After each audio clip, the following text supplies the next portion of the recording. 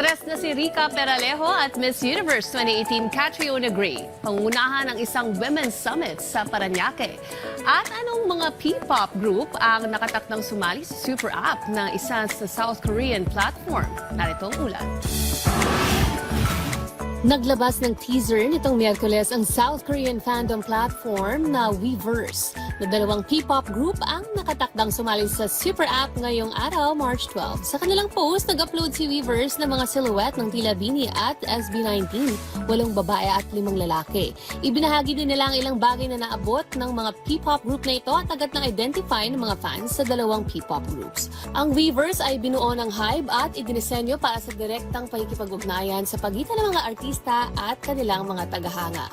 Dito na-access ng fans ang day-to-day update ng kanilang paboritong artist. Ang ilang artist ng HYBE tulad ng BTS ay nasa Weverse. Nariyan din ang Blackpink winner at Treasure. Pangungunahan ni Rica Peralejo kasama si Miss Universe 2018 Catriona Gray ang nalalapit na She Shines Summit sa March 28 na gaganapin sa Asiana City sa Parañaque. Ito ay isang kumbensyon ng mga kababaihan mula sa iba't ibang larangan habang ibinabahagi nila ang kanilang mga kwento ng mga tagumpay at journey.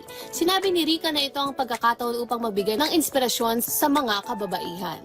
Sa isang panayam, pinuri ni Rica si Ann Curtis sa pagsasalita, paninindigan at pagturo kung ano ang mali. Nagbahagi rin si Rica ng payo para sa mga kababaihan na nakakulong sa mga sitwasyon kung saan sila ay pinipilit, sinusupil at pinipigilan.